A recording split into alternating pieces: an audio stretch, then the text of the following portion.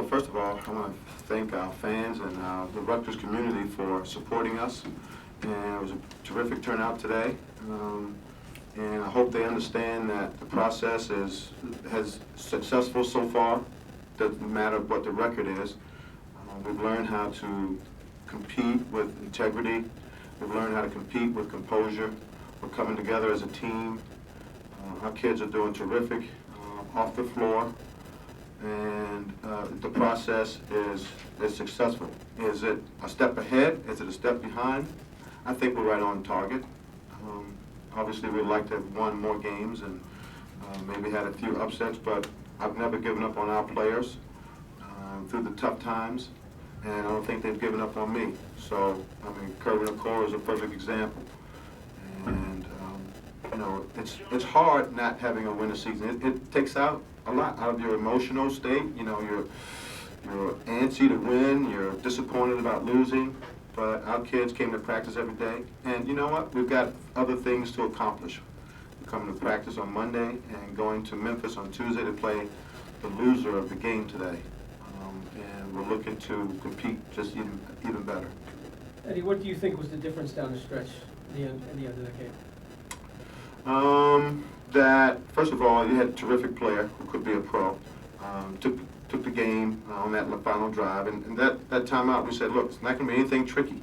It's not going to be. It's just going to be a straight line drive. It's going to be either a post up, straight line drive, or someone coming off of multiple screens to catch and shoot. And I sort of, if I was a betting man, I thought it was going to be a drive, and we have to contain. But you know what? If they spread the floor, and a great player is going to have the advantage.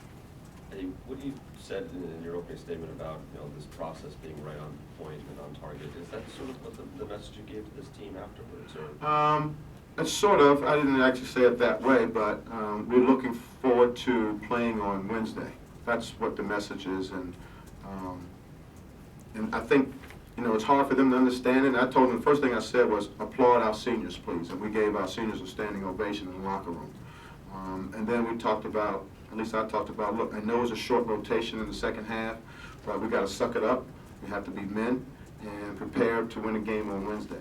So that was pretty much the message. Coach, from the beginning of the season to now, your ability to close the games was mainly the problem, be able to close. That process seemed to be working toward what you want eventually starting today. Well, look, when you put a new team together like we did in the summer, we said we have to learn how to play together, which is a process in itself.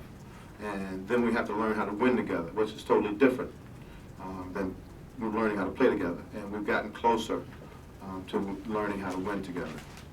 What's Kerwin doing to earn so much more key minutes the last couple games? Just his attitude, his demeanor, his behavior, he's got a terrific, positive, bright sort of personality. You love to see it. Every day he comes to practice, he works harder probably than anybody else. I think he probably lost about 20 pounds in the last 5-6 weeks. And if it was up to him, he would say, no, Coach, it was 4 weeks I lost 20 pounds. He worked his tail off, and you could see it. And look, he started off late. The guy was our fourth guard before the beginning of the season. And what happens, he is injured right day before the season starts. And it took him, 6 weeks or so to get even back healthy. And so he started behind. And so the process was a little bit longer for him, but I'm happy for him, only because of his heart and his ability to be a terrific teammate.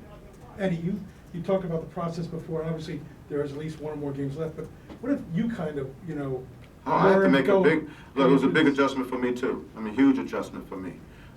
From in the entire program situation, not just basketball. I've been used to, for 20-some years, using just X's and O's and managing a team, professionals. And this was, slightly, more than slightly different.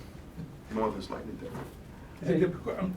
Just to follow up real quick, is that, you have to obviously maybe understand them more, on a personal level? Well, no, first of all, I had a lot of help. I had a lot of support. I have a lot of people who helped me. One person is in the back of the room there who actually hired me. And so he's going to take all the blame. I don't know if he's going to take the credit. He's too good for that. But I had a lot of help from Carl Kirshner to Julie Herman to now Sarah Baumgartner and all of our assistants and just people into our program. And people who are outside the program who remember me as a player. So terrific, terrific support. So I've learned to, I've got a lot of help. I had a lot of help. And it's, you know, kids going to class, kids going to tutoring, the academic part of it, the fundraising part of it, the basketball part of it. You know, it was a big adjustment to wait between games to play. I've been used to playing, you know, 3 games in 5 nights and that sort of thing. I text my buddy Bernie Bickerstaff during the All-Star break, and I said, geez, you guys are soft. The NBA needs a break throughout the season. You need a 5-day break. And we don't take breaks in NCAA. And he texted me back and said, my man, your break is coming soon, coming pretty soon. So anyway, so, you know, it was some adjustment for me. And I think, you know, I love it. I love the process, even for me.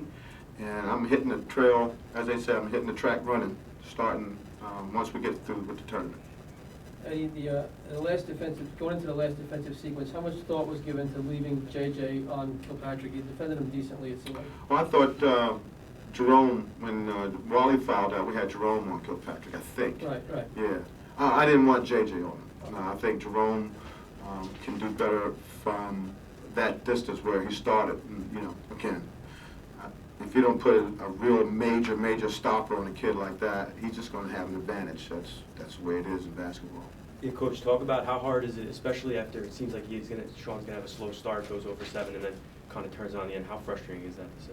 Nothing. It's not frustrating. It's just a challenge for me to find the right kids to be on the floor, to make sure we're getting the right offensive set, to make sure that we're still locking in on defense. So it's not frustration. It's, for me, it's what buttons do I push, and I better not be frustrated. I better be on my P's and Q's to get those things done.